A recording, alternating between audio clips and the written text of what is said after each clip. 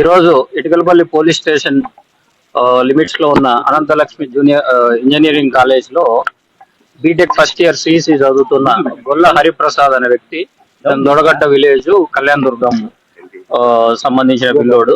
ఈరోజు అతను కాలేజీ పోకుండా హాస్టల్లోనే ఉరేసుకుని చనిపోవడం జరిగింది. దానికి అయినా సరైన మరణ కారణాలు ఇంకా మనకు తెలియరావట్లేదు. వాళ్ళ పేరెంట్స్ వచ్చిన తర్వాత వాళ్ళ కంప్లైంట్ తీసుకున్న తర్వాత విచారణ అనేది మొదలుపెట్టి సరైన మరణ కారణాలు తెలుసుకుంటారు.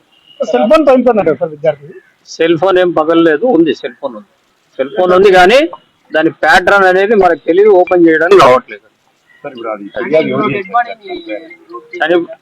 చనిపోయారని కాలేజ్ యాజమాన్యం మాకు ఇన్ఫార్మ్ చేసినారు. సార్ ఈ విధంగా ఇట్లా ఊరేసుకున్నాడు, మేము హాస్పిటల్ తీసుకొని వెళ్తున్నామని మనకు ఇన్ఫార్మ్ చేయడం జరిగింది. తర్వాత సబ్సిక్వెంట్ గా హాస్పిటల్ వాళ్ళు వచ్చిన తర్వాత బాడెడ్ అయింది చెప్పినారు.